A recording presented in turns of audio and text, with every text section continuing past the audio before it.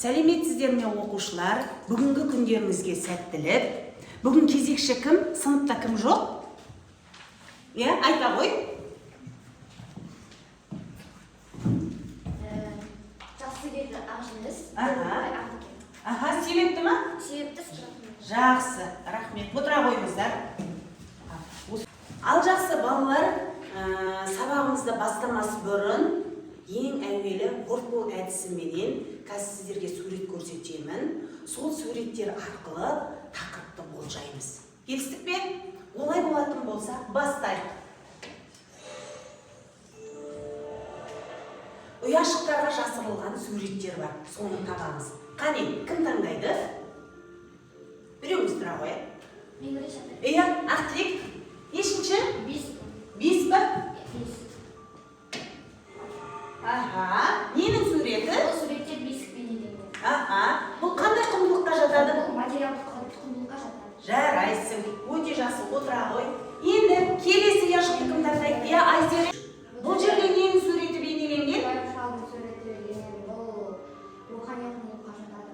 Дұрыс айтасың, өте тамаша, отыра ғой.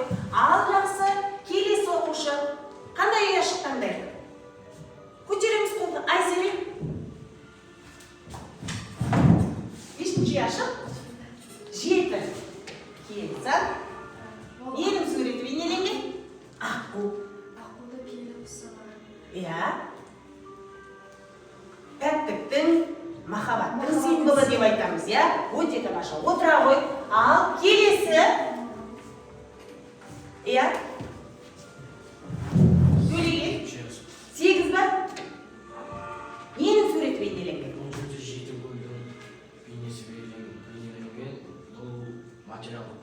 Материалды құндылыққа жатады. Жарайсың, отыра ғой. Енді ашылмаған ұяшықтар бар. Тағы кім айтады? Амандық. 2. Ненің суреті? Әкенің суреті бейнеленген. Құндылыққа жатады. Поэманың кейіпкері, жарайсың, отыра ғой. Ары қарай. Келесі. Мекен? 6. ұяшық. Ненің суреті? Бұл жерде баланың суреті берілген. Бұл? Поэманың кейіпкері. Поэманың кейіпкері қандай құндылыққа жатады? Рухани құндылыққа. Рухани ма, материалдық па? Рухани құндылыққа жатады екен. Дұрыс айтасың. Жақсы, отыра ғой. Енді 2 ұяшық қалды. Кім айтады? Нұртас. Тоғыз. Бұл поэмадағы... Мынандай кейіпкер бізде бар ма еді, жоқ па еді? Жоқ. Бұл ненің суреті? Сол дәрігер. Дәрігердің суреті. Сонда не ойлап қалдыңдар бұл жерде? Дұрыс айтасыңдар, жаңашылдықтың белгісі. Ол кезде бақсы балгерге қаралатын болса, қазір медицинаның дамыған заманы дәрігерге қараламыз екен, Тамаша, отыра ғой. Балалар, ойларымыз жүйелеп айтамыз. Келесі ұяшықты кім таңдайды? Әлия? Соңғы қалған. 3 бәлке. Бұл жерде Поэмадағы жылқышының суреті, қара атта отырған жылқышының суреті бейнеленген. дұрыс айтасың. Қандай құндылыққа жатады? Рухани құндылыққа Рухани құндылыққа жатады. Тамаша. Енді келесі соңғы. Күн отыра ғой. Соңғы қалған. Бір қашай. Бұл жерде ананың баланың суреті берілген. Бұл ананың балаға деген махаббаты. Махаббаты, мейірімі, қандай құндылыққа жатады? Рухани құндылыққа жатады. Тамаша. Енді балалар біздер бірнеше кейіпкерлердің суретін аштық. Не деймдер? Жаңашылдықты байқадыңыздар. Сосын нені байқадыңыздар? Құндылық бар. Алдыңғы сабақта біздер қандай құндылықтарды өтіп едік? Рухани және материалдық құндылықтарды өтіп едік, Олай болатын болса, балалар, бүгінгі күннің тақырыбы Аққулар ұйықтағанда поэмасы туралы менің пікірім. Сабақтың мақсатын қарай, шығармадағы материалдық және рухани құндылықтарды заманауи тұрғыда салыстырып, жаңашылдыққа баға беру.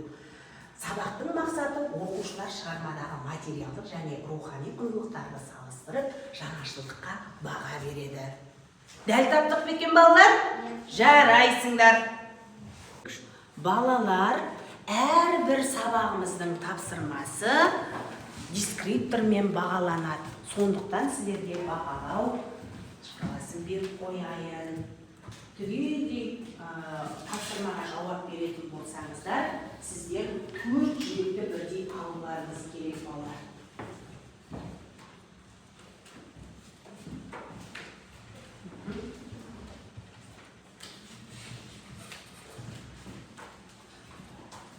Жақсы. Түгелдей жетті ма?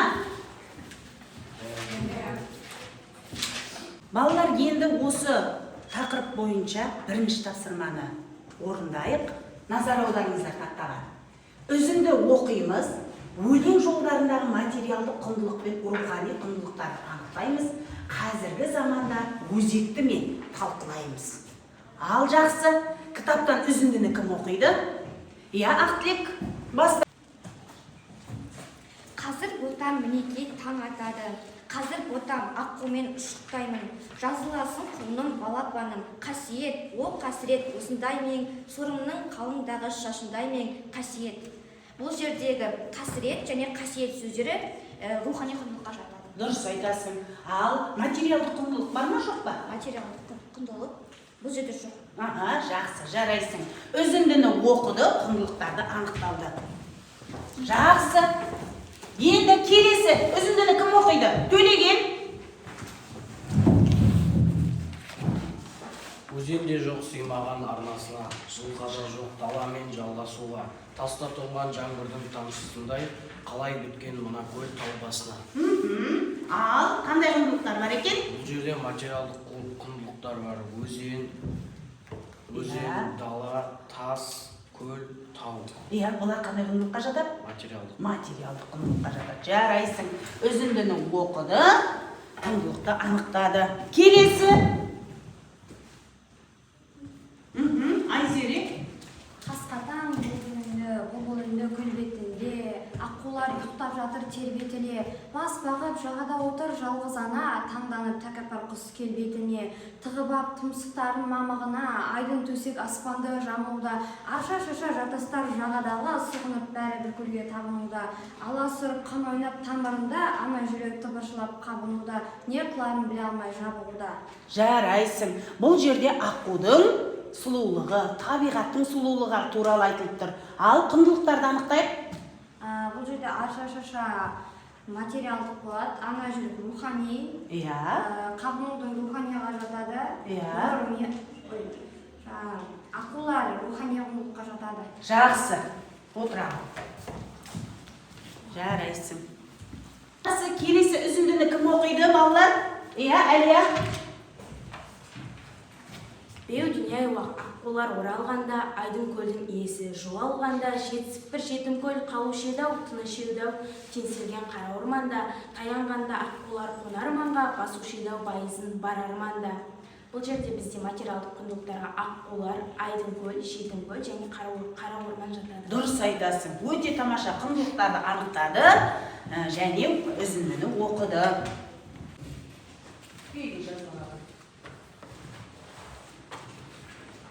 Менің пікірім деп жаза қойыңыздар.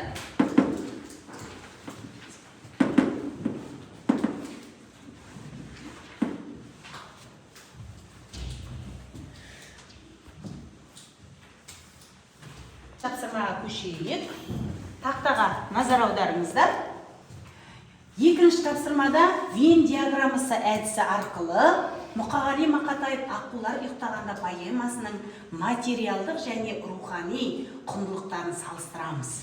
Сосын шығармадағы жаңашылдық пен ғалам мәселелерін талқылаймыз. Дескрипторды көріп тұрмыз ғой, поэмадағы материалдық және рухани құндылықтарды салыстырасыңдар, содан кейін шығармадағы жаңашылдық пен ғаламдық мәселелерді талқылайсыздар. Түсінікті ма? Кім шығады тақтаға? Сезім, аяулым, сосын Айзере келе ғой.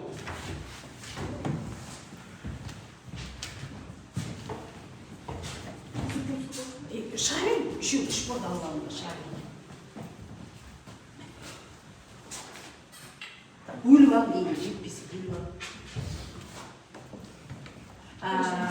Рухани құндылық біреуіміз материалдық құндылық және біреуіміз ортақ қасиетін анықтайтын боламыз. Қалғандарымыз дәптерге орындай береміз, балалар.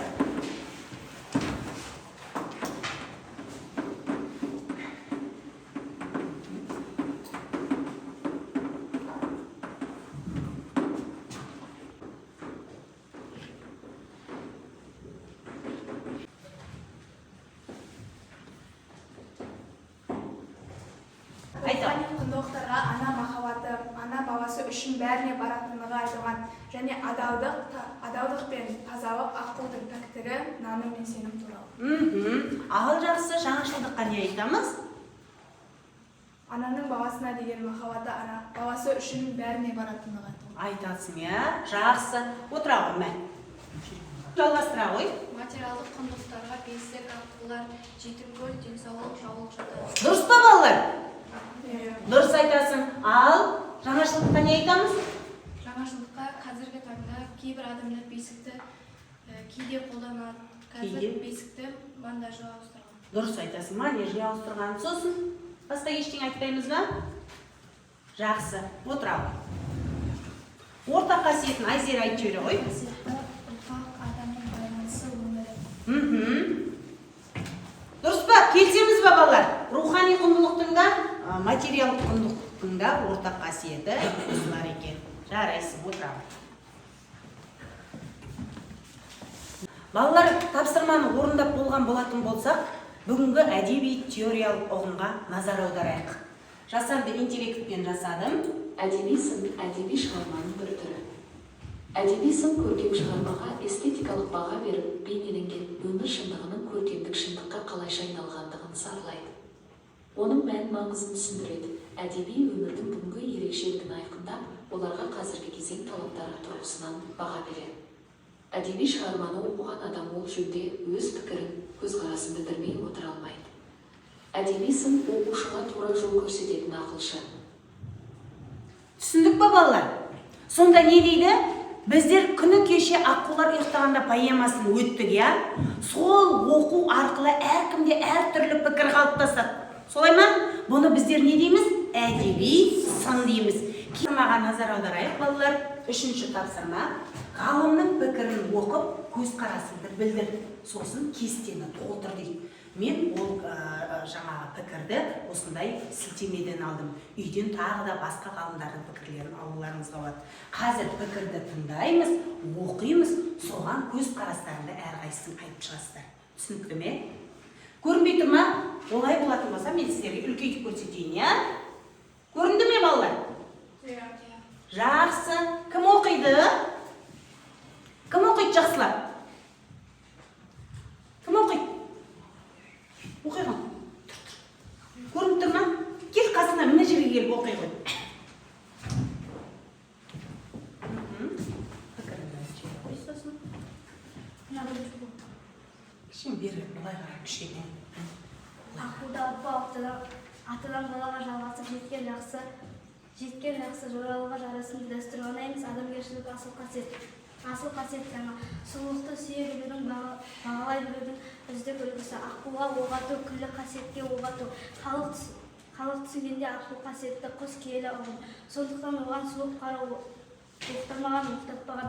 Әңгіме әлдеқандай ығымды емес, ұнасымды ұғымды. Қасиетте қастерлеп сұлулықты сақтай білуде табиғаттың тұнып тұрған сырлы суретін сүттей ұйыған күйінде қорғап қалуда. Біздіңше поэмада автордың айтқысы келгені екі бірдей сабақтас идея бар. Оның бірі қасиетке оғатпау, тәтті тыныштық шырқын бұзбау, яғни адамгершілік пен ізгілікті дәріптеп уағызды болса, екіншісі қоршаған ортаны қорғау, табиғатқа жанашыр қамқор болу, түйіп айтқанда сұлулықты сүю, сақтау қасиеті. Автордың айтар ойы көздеген нысанасы алтын арқау идеясы болса. Бұл кімнің пікірі екен поэма туралы?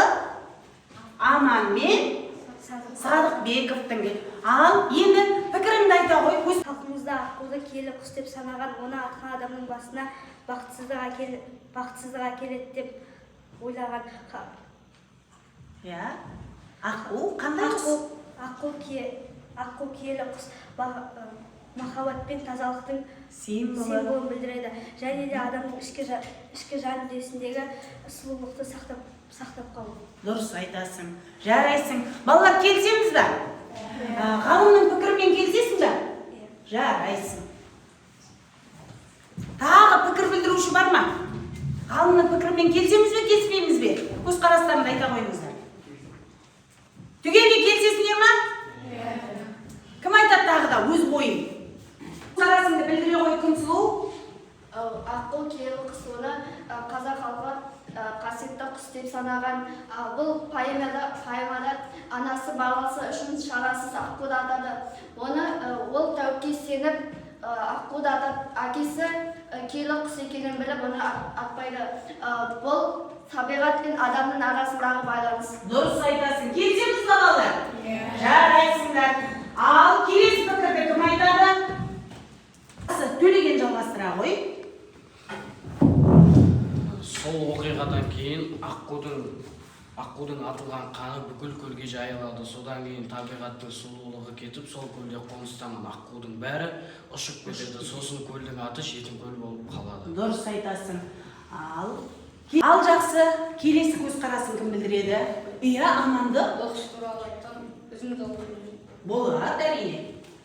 Ей, кімсің, тірісің бе, жаның бар ма? Аққуды неге атасың, арың бар ма? Тастаған қаруыңды келгін бері, кеудеңде жаның барда. Иә. Деп жылқышы қару ұстаған анаға сөйлеп өзіне шақырады. Ең болмағанда саусағыңның ұшын қараттың ба дегенде шарасыз ана үнсіз қалады. Бұл жерде ырым тыйым туралы айтылған екен. Жарайсың, Амандық. Олай болатын болса, 4-ші тапсырмаға көшейік. Білім почтасы әдісі арқылы өтеді. Ананың іс әрекетін қалай бағалар едіңіз? Енді бұл дескрипторда оқушылар өзіндік пікірін білдіреді, 1 балл, өз пікірін және дәлелдейді. Түсініп отырмыз ғой, мысал келтіреді, тақырып бойынша қорытынды шығарады. Сонда барлық ұпайы 3 балл болу керек. Сол оқушыға жетон беріледі. Түсінікті ме? Олай болатын болса, мен білім почтасын тақтаға ілейін, әрбір сіздерге хат таратылады. Түсініп отырмыз ба? Сол хаттарға өз пікірлеріңізді жазып, мына почтаға саламыз. Бүгінгі тапсырма түсінікті болды ма? Жарайсыңдар. Олай болатын болса, осы тапсырмаға кірісейік. Хаттарды таратып берейін, әдемілеп жазамыз. Так.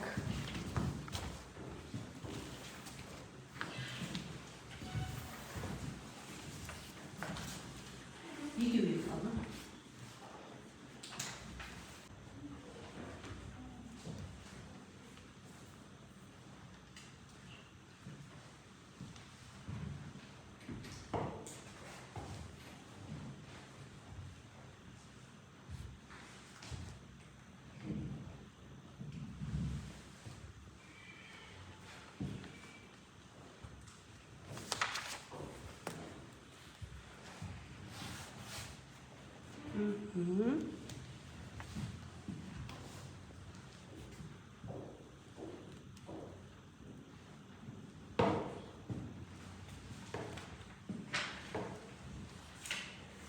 Жақсы.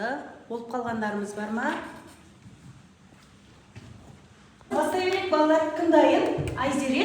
Менің ойымша қазақтың ырымы бекер емес. Себебі аққуды атпас бұрын саусағыңды қанаттың ба деген ата көпті көрген қария ақылын айтады. Мысалы, ырымды жасағанда баласын аман қалар ма еді? Бәлкім кім білсін. Қорытынды айтқанда ырым тиімді бекер айтылмаған. Үлкендер өмірден түйген ұрпаққа жеткізеді. Дұрыс айтасың. Тамаша жауап. Келесі кім айтады? Иә, Нұртас. Менің ойымша аққу керек. Себебі жетім көлдің сұлулығы осы аққуларда еді. Мысалы, қос аққулы жұптардың жазылмасы деген тілек бекер емес. Қорытынды, кие қасірет деген сөздердің мағынасын ұқтым. Мен өмірде адал жүруге тырысамын. Өте тамаша. Жарайсың. Келесі кім айтады? Әлия. Менің ойымша аққулар поэмасы мен оқыған поэмалардың ең кереметі. Себебі оның мұқағали мақатаев бір түн ішінде жазып бітірген. Мысалы, поэмадағы аққулардың бейнесі жетім көлде өте әдемі бейнеленген. Қорыта айтқанда аққулардың бейнесі және олардың өлімі мен үшін өте ауыр тиді. Жарайсың. Бір түнде жазып шыққан, оны кімге көрсеткен екен? Ғабит Мүсіреповке, иә? Қандай баға берді? Өте жақсы деген баға берген екен. Әлия, жарайсың. Келесі, Амандық. Менің ойымша кейде адам шарасыз, себебі аққуды атуға, достық сатуға болмайды. Мысалы, соны біле тұра шарасыз ана күйеуін де тыңдамай аққуды атуға барады. Қорыта айтқанда, оған сауаптың не екенін ұқтым. Бала өмірдің мәні, оны тек ана жүрегі тереңнен түсінеді. Сонда шарасыз ана біле тұра барып тұр ғой, аққуға атуға жарайсың. Келесі. Күнсұлу не дейді екен? Менің ойымша адам мен табиғат арасындағы үйлесімділік, себебі киелі құсқа оқ атып баласынан айырылды. Бұл нағыз дәлел. Мысалы, аққу киелі құс, оны өлтіру күнә. Қорытындылай айтқанда, аққулардың ұйқысы табиғатының тыныштығы, тепе-теңдік көрінісі, адамдардың жауапсыздығы бұл үйлесімділікті бұзуы мүмкін. Дұрыс айтасың. Келісеміз бе, балалар? Жарайсың. Келесі. Айкөркем айтады. Менің ойымша тәуіпке сенуге болмайды, себебі олар болжам ұрымға сенеді, медицинада нақты дәлел жоқ. Мысалы, ана тәуіпке емес, ауруханаға апарғанына жөн еді, ырым-жым жасау керек. Қорыта айтқанда, бұл поэмада тәуіпке сенуге болмайтынын өмірлік тәжірибе алдымен ақын поэмасы арқылы көп ой салады. Дұрыс айтасың. Балалар, сонда медицина қазір дамыған заман, баланы тәуіпке емес, дәрігерге қаратқанда мүмкін баласын аман алып қалар ма еді дейді, жарайсың. Кім дайын? Нұрбол. Аққулар ұйықтағанда поэмасы өте керемет шығарма. Себебі поэмада көптеген ерекше мағыналы болады. Мысалы, аққудың әдемі көрнекті бейнесі. Қорытынды айтқанда Мұқағали Мақатаев поэмасы өте керемет поэма. Жақсы, келсек. Пікір құнды әрбір оқушының. Тағы кім айтады? Сезім. Менің ойымша, ананың көңілі балада, баланың көңілі далада. Себебі баласы үшін ана бәріне баратын ұқтым. Мысалы, аққу киелі құс екен, біле тұра атуы жалғыз үміт еді. Қорыта айтқанда, ананы аялаңдар, құрметтеңдер, сыйлаңдар деген келеді. Жарайсың. Балалар, бұл жерде жаңағы дауасы тәуіптің айтқан жасайыншы. Неде болса бір дауасы тиіп қалар деп, ана не істеді? Үміттенді екен. Жақсы, тағы? Ары қарай кім жалғастырады? Ақтілек?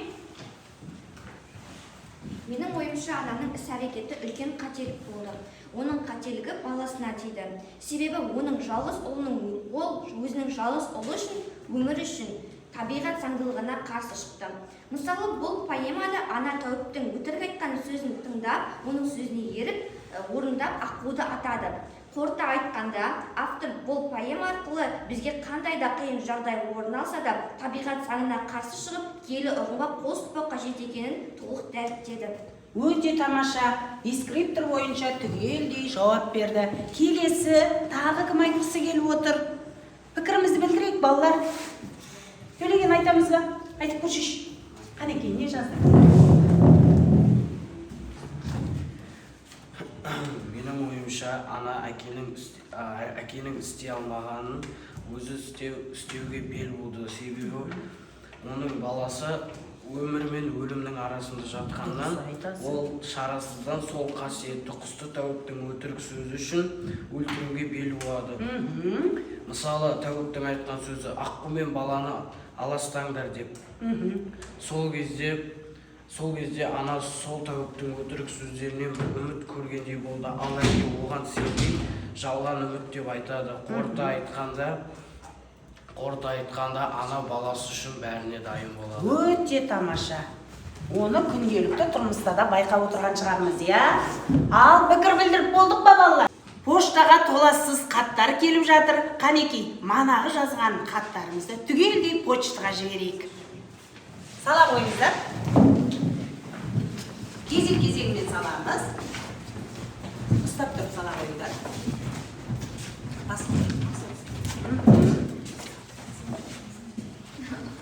Бір хат кетті. 2-ші хат. Айкөркем 3-ші хат. Төлеген де хат жазыпты. Амандық та жазыпты. Күнсұлу да жазыпты. Қарақат та жазып кетті. Почта қат-қат болды, солай ма? Отыра беріңдер, орындарыңа жайғаса беріңіздер.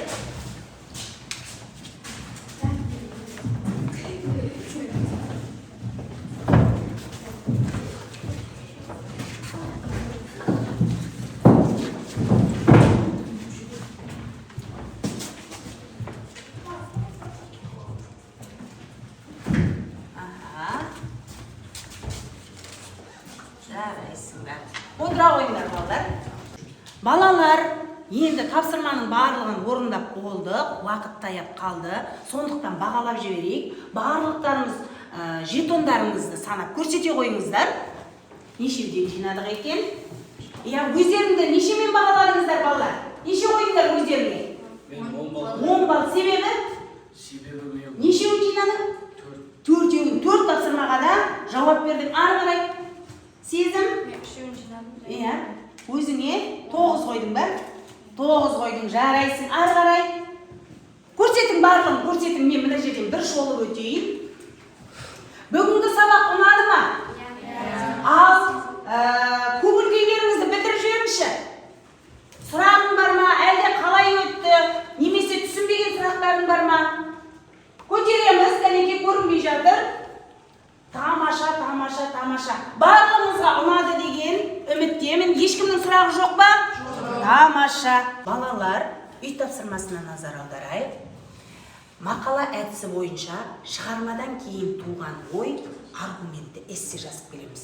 Әрбір жазылған эсселеріңіз мақала болып шығады. Мен сіздерге 3 тақырып ұсынамын. Ұнатқан тақырыптарыңыз бойынша эссе жазамыз. Бірінші тақырып аққудың символикасы, табиғат пен адам арасындағы байланыс. Екінші аққу адалдық пен тазалық символы. Үшінші тақырыпқа аққулар ұйықтағанда табиғат пен ананың шексіз махаббаты. Мінекей, қайсысы ұнайды, сол тақырыптың біріне не істейміз екен? Аргументті эссе жазамыз. Түсінікті ма балалар? Олай болатын болса сабағымыз аяқталды. Келесі жүздескенше. Сау болыңыздар.